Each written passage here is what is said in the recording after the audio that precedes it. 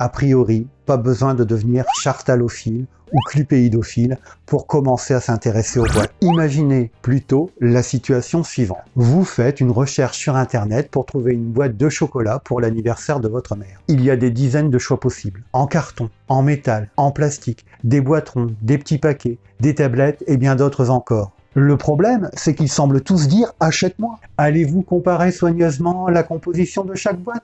Probablement pas. Vous vous déciderez pour la boîte à chocolat qui a l'air la plus jolie et la plus attractive. Ce sont ce que l'on appelle les caractéristiques plastiques de la boîte qui ont attiré votre attention. Un logo, un look élégant ou une forme inhabituelle. En bref, votre choix dépend souvent du design de l'emballage. Bonjour et bienvenue dans cette capsule vidéo dont l'objectif est de vous sensibiliser à une démarche design. Je m'appelle Olivier, je suis professeur d'art appliqué au lycée Ernest Couteau de Saint-Amand-les-Eaux et je vais vous faire réfléchir sur l'emballage. Vous allez apprendre en quoi un conditionnement utilitaire est différent d'un packaging vendeur. Faisons avant tout une petite mise au point sur quelques définitions. Une boîte est un récipient généralement muni d'un couvercle. Un emballage, c'est juste un élément qui recouvre un objet. Un conditionnement, c'est le contenant direct du produit. C'est un tube, une bouteille, un sachet, un pot, une boîte. Et le terme packaging est employé pour définir l'emballage d'une marchandise dans une approche commerciale. Pour répondre aux besoins des consommateurs et influencer leur comportement, un emballage va devoir remplir 8 fonctions.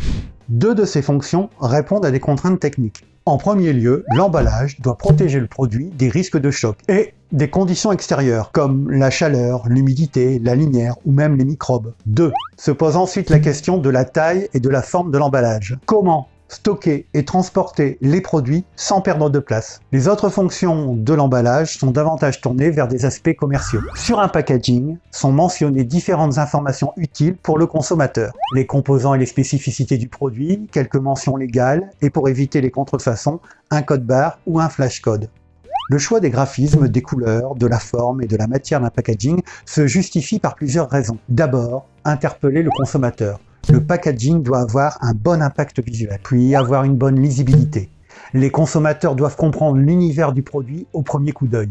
C'est ce que l'on appelle l'attribution. Ensuite, il faut que le packaging affirme le positionnement de la marque et se différencie de la concurrence. Après, il doit aussi rendre service à son utilisateur, être agréable au toucher, être pratique. Une boîte a par exemple un bec verseur ou une poignée.